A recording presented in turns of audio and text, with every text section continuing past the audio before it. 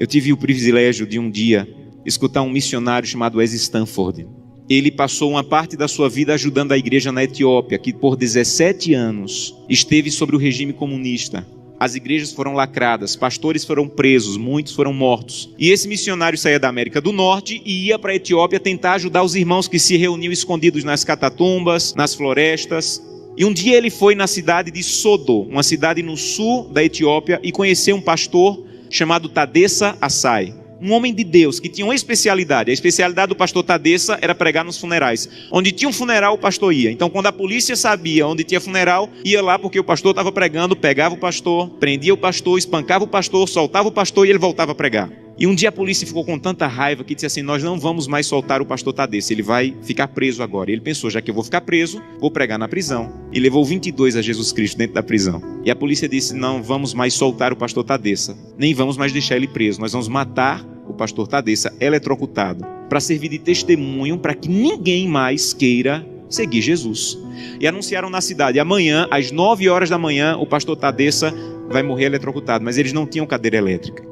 E eles chamaram as pessoas para o centro da cidade, para a praça da cidade, pegaram os fios desencapados, amarraram o pastor Tadessa, uma multidão veio assistir, deram 1 minuto para o pastor Tadessa orar, começaram um discurso contra o cristianismo, puxaram a chave para a corrente elétrica passar e matar o pastor.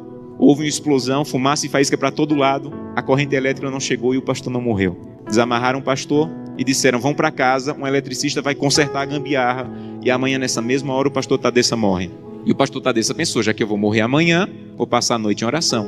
E voltou para a cadeia e passou a noite em oração. No outro dia, a mesma coisa.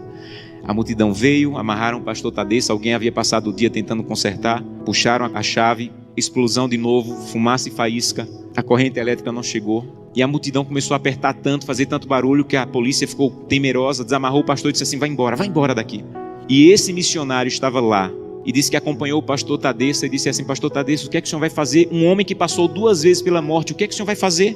E ele disse assim: tem um funeral e eu soube que tem um funeral, eu vou lá pregar.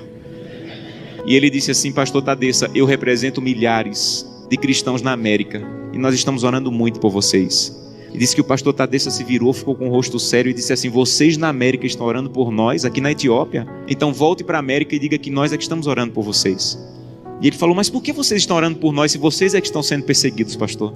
E ele falou: irmão, ninguém na Etiópia acorda sem pensar, nenhum cristão na Etiópia acorda sem pensar: hoje pode ser meu último dia de vida, pode ser que hoje seja descoberto e seja preso e morto. Então, como nós não sabemos se esse é o último dia de vida, todo cristão na Etiópia passa o dia em oração. Não importa o que nós façamos durante o dia, passamos o dia em oração. Mas eu soube que as coisas vão muito bem na América e que tem cristão na América que consegue passar o dia inteiro sem orar. É verdade que tem cristão na América que consegue passar o dia inteiro sem orar? E ele disse assim: é verdade. Ele falou: você sabe que é proibido se reunir, mas nós precisamos tanto do corpo de Cristo que mesmo sendo proibido, nós nos encontramos escondidos à noite, no escuro, na floresta, nos cemitérios, porque nós precisamos do corpo de Cristo. Mas eu soube que vocês têm igreja na América em todas as esquinas, e vocês podem entrar na igreja a hora que quiserem, que a polícia não vai entrar para espancar vocês. Mas eu soube que na América, no dia de culto, tem cristãos que ao invés de ir para a igreja, ficam em casa assistindo. É verdade que no dia de culto vocês podem ir a hora que quiserem, e vocês não vão, vocês ficam assistindo. É verdade que isso acontece na América, irmão? Ele disse assim: é verdade. E ele disse assim: missionário, a minha congregação tinha apenas uma Bíblia, e eu fiquei com medo de ser preso e minha Bíblia ser queimada. Então reuni minha congregação e com lágrimas nos olhos eu disse: irmão, eu não tenho como guardar a Bíblia, é o que nós temos de mais precioso. Se eu for preso, ela vai ser destruída. Então eu comecei a rasgar as páginas da Bíblia e comecei a dividir para cada pessoa. Era mais fácil guardar porções da Bíblia do que uma Bíblia inteira com uma pessoa só. E quando eu estou à noite pregando, no escuro, no meio do meu sermão, eu digo: eu preciso de Isaías 53. E alguém lá do escuro começa a recitar do fundo do coração aquela página que ele levou rasgada para casa e decorou. Mas eu soube que na América vocês podem ter 8, 10 Bíblias em casa. E eu soube que tem cristãos na América que, apesar de terem 8, 10 Bíblias em casa, passam uma semana sem ler a Bíblia. É verdade? E ele disse assim: é verdade, nós é que precisamos de oração. Meus irmãos, urgentemente precisamos de oração. Porque cantamos: breve Jesus voltará. Levantamos a mão no apelo dizendo assim: eu quero voltar para o céu para ser dono de tudo. Mas ainda não estamos indo a Jesus de maneira séria, para que Ele arranque o egoísmo do nosso coração e que nós possamos entrar na porta do céu e nós não vejamos a rua de ouro nem a parede de pedra preciosa, mas nós possamos olhar para o rosto maravilhoso de Jesus, aquilo que nós aprendemos a olhar nessa terra. Eu tenho um sonho. O sonho da minha vida, entrar na porta do céu, segurando a mão de Gleice, minha esposa, e Glenda e Samuel, os meus filhos. E eu quero chegar em frente a Jesus.